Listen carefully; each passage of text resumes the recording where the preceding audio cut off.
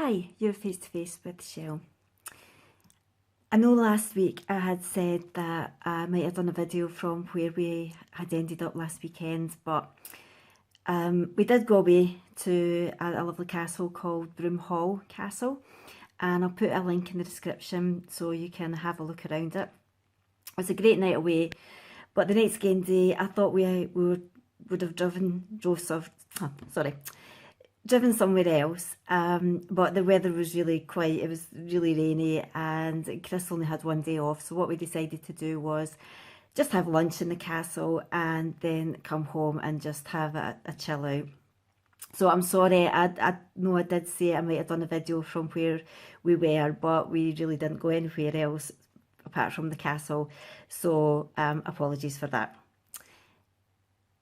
I know I was doing the series camouflage makeup, and I will continue with that next week. We've not got much to go on it, so please, I've said before, please don't think, oh no, how much more of this, but we don't have a lot more to go on the camouflage makeup, so we're nearly at the end. But this week I wanted to do a video. I've done a couple of ones called Burn Survivor, like a message of hope, and I've recorded them round about the anniversary of the explosion that was in.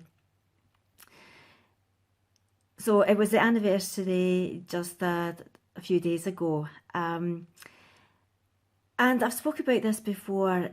Some other burn survivors, if they're at the early stages of their burn journey, they're not too sure what to do on that day, and they're not too sure, should they celebrate it, should they ignore it, should they do something nice, and it's really up to the individual what they want to do and how they feel on that day.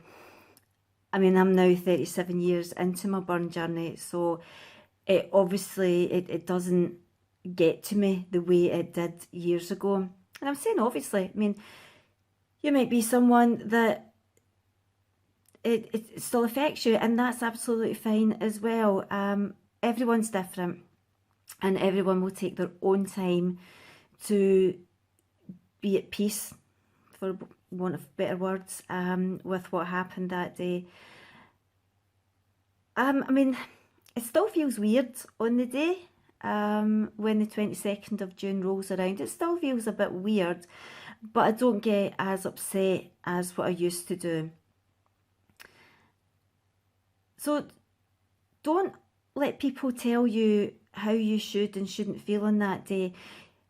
You know, you might get to a certain point and people might think, oh, come on, you know, is it basically not about time you go over this? Don't ever let someone do that to you. It's your journey, and it's like grief. No one puts a time limit on it, and no one puts a time limit on how long you're allowed to grieve for what happened to you.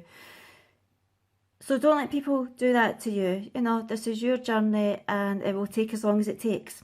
It might be just a couple of years, it might be a few years, but it's for you to decide, and you know yourself. And it's like your body and mind will tell you, think, right, okay, I've come to a bit of terms with what's happened.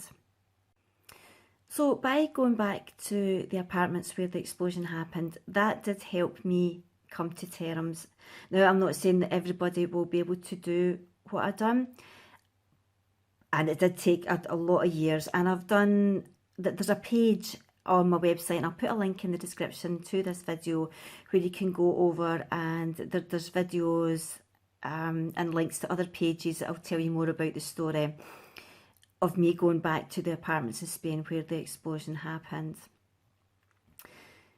Following on from that, I got a lovely message from someone just recently who was holidaying in Lloret de Mar and actually witnessed the explosion happening. And I did often think about people, what they thought of what happened and how it affected them. And this person had said that they'd often wondered what had happened to the people who was involved in the explosion, and they said now that they know.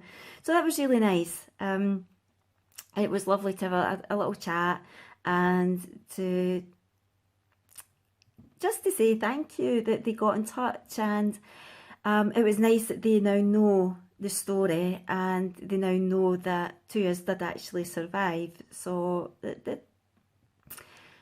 I'm not saying an amazing end to the story, because obviously it wasn't, because 2 of us were injured and 2 people didn't survive the explosion.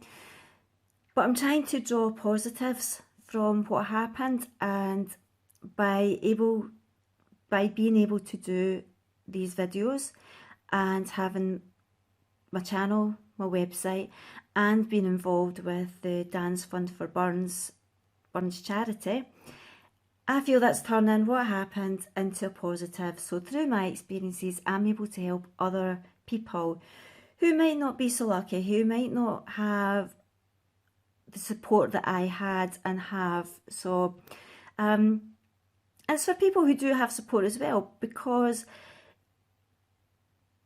other people don't understand what it's like to have a visible difference or to have a burn injury.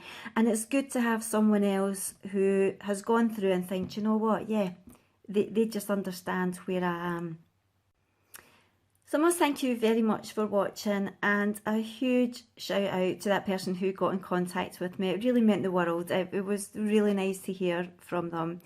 And a massive shout out to my new subscribers. Thank you so much. Remember, if you are subscribing, don't forget to hit that notification bell so you don't miss out on any videos when they come live.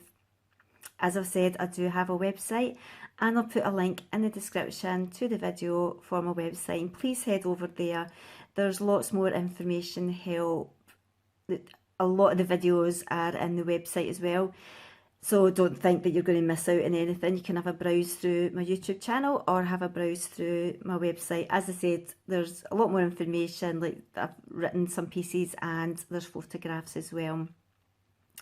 It would be awesome if you could give me a like, thumbs up, and a share. I'm trying to get this message out to as many people as possible. I know I keep saying this, but I'm trying to help as many people who need it and reach as many people as I can.